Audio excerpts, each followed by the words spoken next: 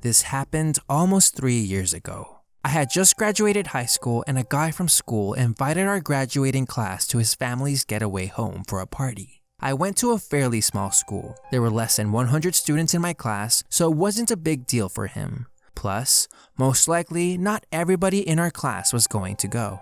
I am an average-looking woman. I admit that there is nothing special about my looks. I am just a plain Jane.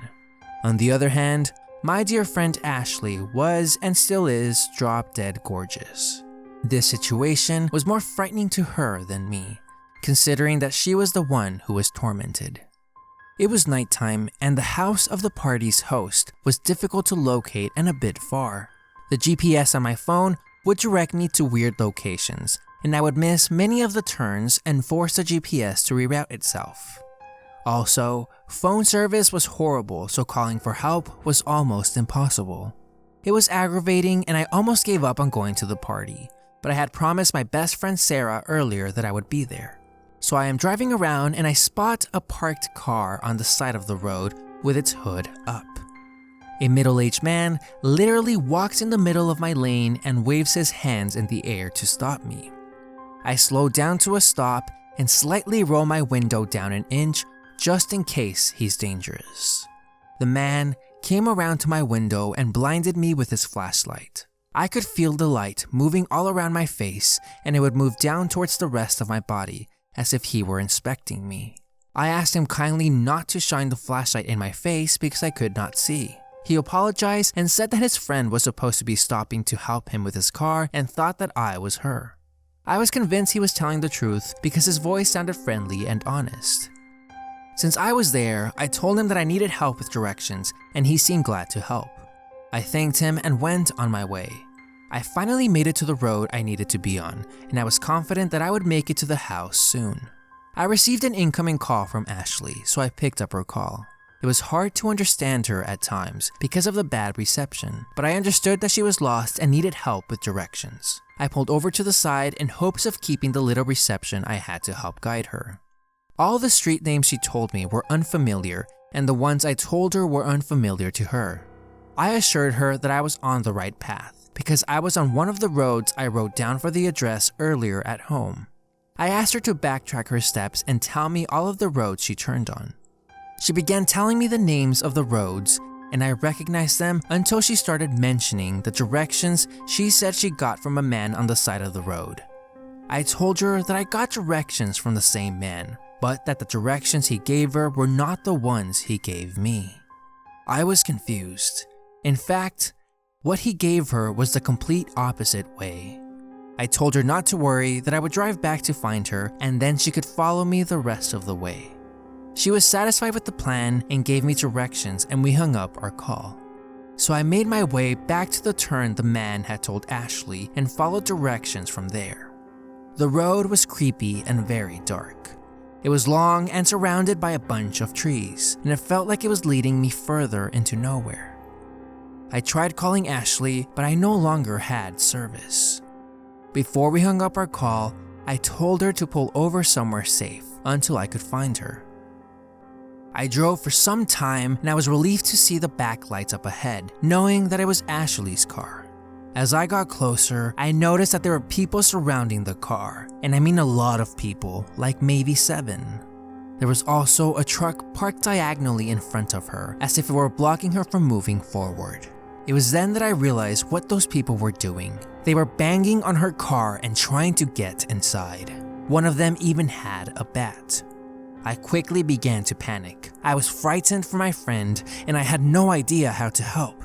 I couldn't call the police because of the damn bad reception, and I was only one person. What could I do to stop a group of men? I finally came up with the only solution I could think of.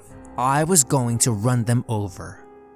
That was literally the only thing I could think of at that moment. I was terrified to do it, but I knew that I had to do something. I stepped on my gas pedal so hard that I began speeding towards them, honking my horns all along the way. My heart was pounding so hard. They noticed me and without even hesitating, they scattered like little scared animals. A few hurried into the trees while the others fled to the truck and sped off. I came to a halt next to Ashley's car, to let her know that it was me. And then she followed closely behind me as we made our way back to town and parked in a safe location. I hugged her so hard. Her cheeks were drenched in tears and her body was shaking uncontrollably. I have never seen anyone so terrified in their life. We called the police right away and they came to where we were. Ashley and I told them of what happened and a few cops went and searched for the men. Here is what Ashley said happened. The man on the side of the road did the exact same thing he did to me, except that instead of sending her in the correct direction, he sent her in another, which coincidentally led her to a group of men who terrorized her. The truck drove down to where she was parked and blocked the front of her car. There were men inside the car and outside in the back. They all jumped out and began yelling at her to get out. They became angry when she wouldn't listen to them and began beating her car, trying to force her out. They threatened to break her windows if she continued to disobey them. She tried driving away, but the men kept blocking her way, and she didn't have the courage to hit them with the car. They were yelling sexual comments and other profanities to her. They did all of this until they noticed my arrival and fled. We didn't get to see the license plate number, and to be honest, that was the last thing I was thinking about. I was more concerned about Ashley's safety. However, I wish we had gotten it, because the cops said that they searched the area and also the way the car had driven and found no trace of the men. They assured us that they would let us know if they caught them, and that we could discuss what to do from there. A few weeks go by and I had my mom called in to check up on their progress, but they still had no success finding them. I was really upset and frustrated for a while. Ashley was so scared to leave her house for a long time that her parents even suggested she see a therapist, but Ashley refused. Since then, Ashley has moved on from what happened and is happy. However, she and I will never forget that scary experience.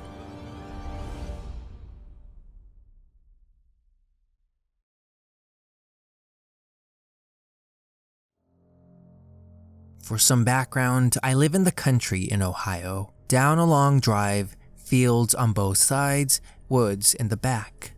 I'm about a mile away from town, so if I need police, I have to call the sheriff. I live with my husband and my dog, Alizé. The night this happened, my husband was getting some overtime at his factory. It was a Saturday and he was working third shift. I had spent the evening at my parents' house and didn't head home until around midnight. I stopped in town at our 24-hour gas station to get some drinks and chocolate and a beef jerky for my dog. As I exit the gas station, I get this feeling that's so strong, I just look around because I knew that someone was outside with me. Over to my left, about 20 feet away, is a girl in a really cute little dress with a white horse mask on, just standing there. We stared at each other for a minute before I hopped into my car and quickly pulled out onto the road, almost hitting a light pole as I belatedly checked my back seat for danger. That experience was unnerving, but I was home just a few minutes later, giving Alizé jerky and eating chocolate and watching TV. All of a sudden, my dog takes off down the hall to the back porch, barking and growling and attacking the window. I run in there afraid that Alizé will break a window because she had already broken one before trying to get at a coyote. I stop dead in my tracks when I reach my dog. There, standing at the window, is the girl in the horse mask. Again, we stared at each other. I looked over to the back door. I couldn't remember if it was locked. Horse mask looked over at the door too. Slowly, I walk over to it, and so does Horse Mask. We both reach for the doorknob. It was locked. Horse Mask looks behind her, and for the first time, I look around my backyard. There is another guy in a horse mask too. That was enough for me, and I decided to call the cops. I got Alizé and shut the door to the porch and went to the living room to get my cell phone. But of course, I had left my phone in the car when I carried my stuff into the house. My car was in my garage, my dark garage. Without a choice, I opened the door to the garage and tried to open my car door, but guess what? I must have locked it and I didn't have the keys on me. So I crept back into the house and saw no sign of Alizé. There was also no sign of Horse Mask as far as I could see from the kitchen window. I grabbed my keys and got the phone. I called the sheriff and told him what happened and how I was followed home and I was alone. They asked if they were still outside. I looked out of the windows room by room. Nothing. That was until I got to my front yard. Right out front, there they were. Just standing about 100 feet away, holding hands, staring at me. I honestly was crying at this point, and the dispatcher assured me that someone would be there soon. As I stood there, clearly on the phone, the girl waved. Then they walked hand in hand down my lane out of sight. It took the sheriff 10 minutes to get there. They found nothing and they told me that the guy probably sat in a car and they followed me. Just kids being kids, they said. My dog didn't come out of my bedroom the rest of the night. I sat up listening to silence until my husband got home. A couple of weeks later, someone from the sheriff stopped by to follow up. They said that they checked the camera at the gas station, but all it shows is a girl walk up by the dumpsters and stand there until I left and she walks away.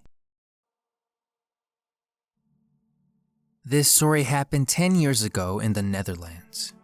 At the time, I was jobless and I found a job as a security guard in an office building. The office building was in a forested, secluded area, away from any busy streets. The person who had the job before me had a car accident and apparently was paralyzed from the waist down. Nobody was interested in the job since he worked during the night and the office building was so big, it was just boring as hell.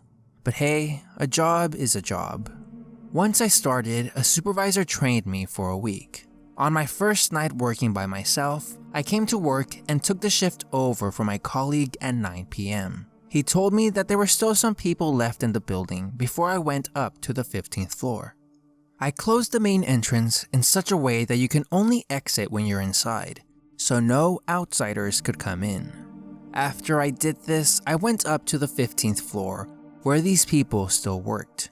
I asked them if they needed to go anywhere else in the building, and if not, I could make my round and close off all of the other floors, which I did.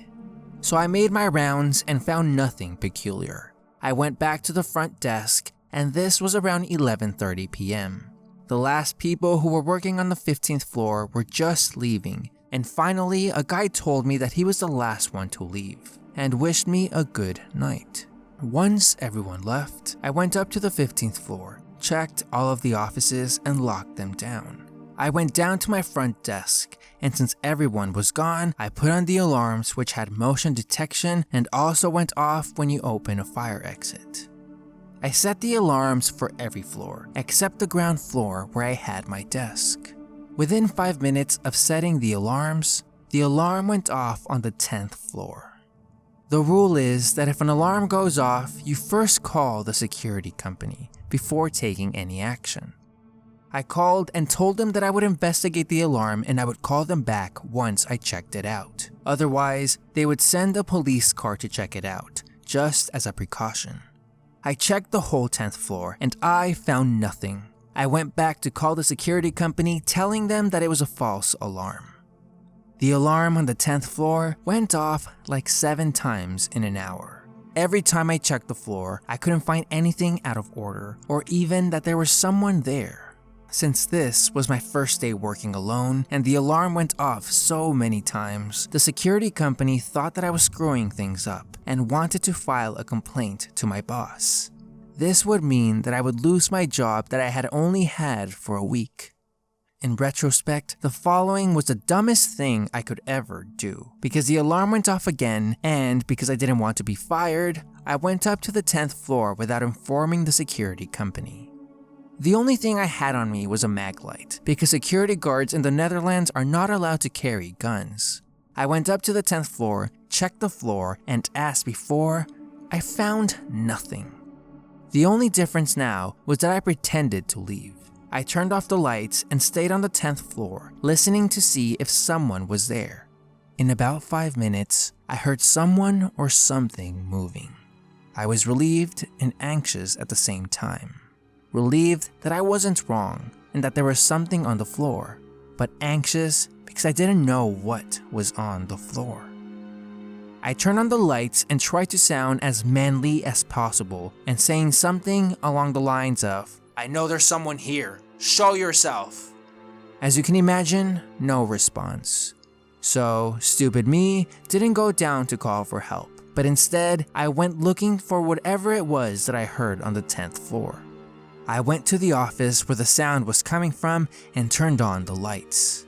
In the office, I found a little girl who couldn't be older than 13 with long brown hair, squatting in white pajamas and rocking back and forth on a desk, looking straight at me.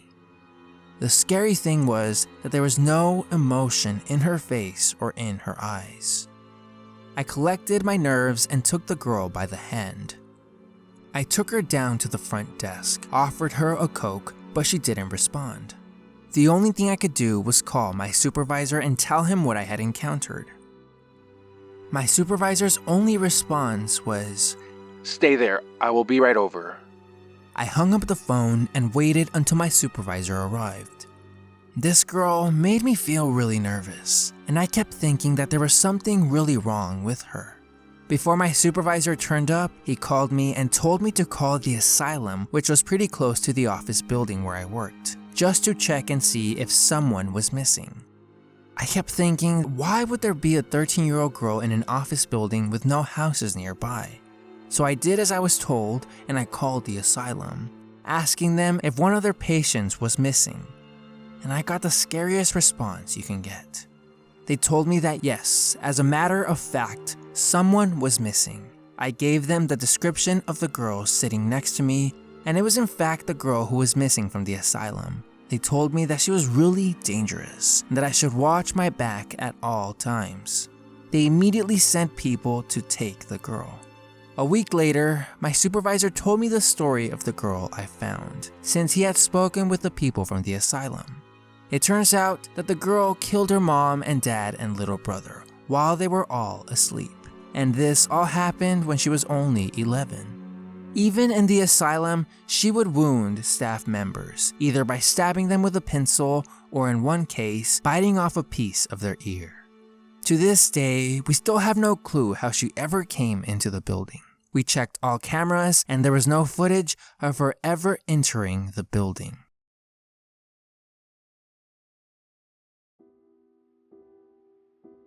All of this happened a couple of weeks ago. I'm 17 and my parents were out of state for the month on vacation. I live in a small, nice neighborhood that has quite a distance from any other neighborhoods around us.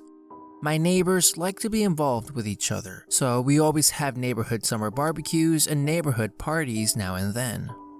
Everyone in the neighborhood always attends these, so I'm very familiar with those who live in my neighborhood and I can name off the majority of them. My neighborhood is always dead quiet after 9 p.m. as the kids are inside by then and families are usually heading off to bed. I am into spray paint art, and on one night, I decided I wanted to work on a painting in my garage, which was a well-ventilated area, and this was around 10 p.m. Keep in mind that the garage door was fully open. I was setting out a tarp so that I could start painting when I heard someone walking on the sidewalk. I looked up, expecting to say hi to a neighbor on a late-night walk around the neighborhood. But instead, it was a man that I thought I couldn't recognize at first glance, but it was really dark and the only decent light source was coming from the garage. The man was 6'3", lanky, and looked completely normal from what I could see. The man stood at the end of my driveway facing me. With the little light stretching across the driveway hitting his face, I didn't recognize him. I live in a very friendly state where we're usually nice to strangers and make conversations. I thought nothing was wrong because he could have just been a neighbor that I wasn't familiar with, so I just struck up conversation like I usually do. Hi, how's it going? Hi. It's going good so far. Sorry, I don't really recognize you because it's so dark.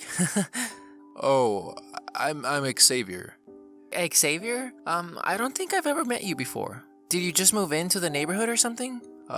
Yeah, I moved into the corner house up the street. Oh, you moved in with the Millers? Yeah, the Millers. I moved in with them. They're my cousins and they're letting me stay with them until I figure something's out. I thought nothing of this because the Millers are the type of family who would let a family member stay with them for some time. Well, I better get going. I need to finish something. It was nice meeting you, Delaney. I never introduced myself. Oh, the Millers told me all about you.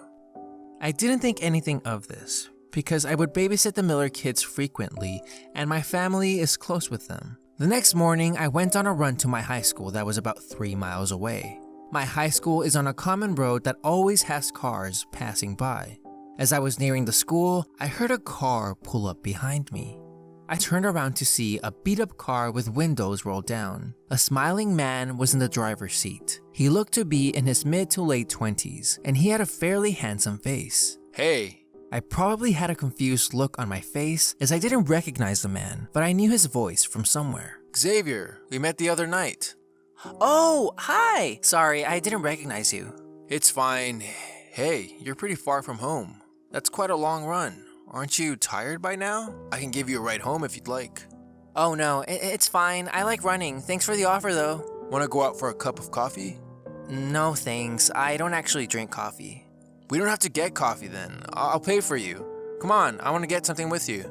No, thanks. I'm not really interested. Oh, come on. Let's go. Hop in. He reaches over to the passenger door and beckons me to come in. At this point, it's clear that I don't want to go and I step off from the grass and back onto the sidewalk. I said no. Sorry. Come on, just get in the fucking car. It's not a big deal. I gotta go. Some friends are expecting me. That's when I full-on sprint to the school's track and called a friend to pick me up. While waiting at the track for my friend to pick me up, Xavier's beat-up car goes down the road in the opposite direction of my neighborhood. Few bad things happen in my city, so I still didn't think much of what happened, and I shook it off, which was very stupid of me to do. A couple of days later, there was a neighborhood barbecue. Although my parents weren't home, I didn't mind going to the barbecue alone because it's always a blast. I hung out with my neighborhood friends like I usually do. I saw the Millers and had a friendly conversation with them, which soon turned to, "Oh, by the way, I met Xavier the other night." The Millers didn't know who I was talking about. They said that they didn't know any Xavier and no family member had moved in with them. No one had moved in with them. I told them about what happened at the school the other day while I was on my run. The Millers and I were freaking out by this time. They called over Phil, one of our neighbors who just happens to be a cop. Phil lives a couple of houses down from me. I tell him about the encounters I had with the guy and what he looked like. He told me to call him or the cops if I didn't feel safe or if I encountered the guy again. Phil patrolled around our neighborhood for a few weeks, and neighbors kept a lookout for Xavier and didn't let their children out late. There was no sign of Xavier for about 2 weeks. I got back from a friend's house late at night. I pulled into the garage and went inside. I turned on the lights and I was making something to eat. Then there was a soft knock on the front door. My guard was down, so I walked across my house like I usually do. I looked through the peephole and saw a wide smile that belonged to Xavier. He was at my door late at night and he had a large backpack with him. He heard my footsteps and I could hear him say, "Hey, I'm sorry about last time. I didn't mean to be like that, Delaney. It was just a bad day." I wanted him to go away. I meant to yell, "Get the hell away from me," through the closed door, but all that came out was a lame whimper. "I just came to apologize. Come on, open the door. I don't mean any harm." He tried to wiggle the doorknob. His voice and constant pestering got louder and louder. At this point, I was freaking out and I couldn't think at all. I couldn't remember where I put my phone. My family doesn't have a house phone. Xavier began pounding on the door and repeatedly pushing on the doorbell and kept repeating, "Open the door, Delaney. Open the door. They're waiting for us." My dog heard the ringing of the doorbell. I don't think he heard the soft knock because he was upstairs somewhere. But when my dog hears the doorbell, he's always excited to go look out the front window and see who's standing on the porch. If it's someone he recognizes, he'll just stand there quietly, looking at them until one of us opens the door. When it's someone he doesn't recognize, he barks. He's a German Shepherd, and his aggressive bark is very loud. My dog comes down running down the stairs, looks out the window, and he doesn't recognize Xavier, so he starts barking at him from the window. Xavier laughs, and I hear him say, They never said you had a dog. You're smarter than they said you were, Delaney. With my dog barking, I guess I snapped back into my senses. I realized that I left my phone in my car in the garage. I called the cops and Phil. By the time they got there, Xavier was gone. I gave a description to them and they drove around the area for an hour looking for the guy. But they never found Xavier. I stayed at a relative's house for a couple of days until my parents got back, and we changed all of the locks in the house and installed a security system along with floodlights. My parents have me on lockdown. I hate remembering the sound of his voice saying my name. I get physically ill when I think about it. Just to think that I also thought the bastard had a handsome face. Phil patrols around the neighborhood for a while after his shift ends every night now. What still scares me is how he kept saying they. They are waiting for us. You're smarter than they said. Who could they be?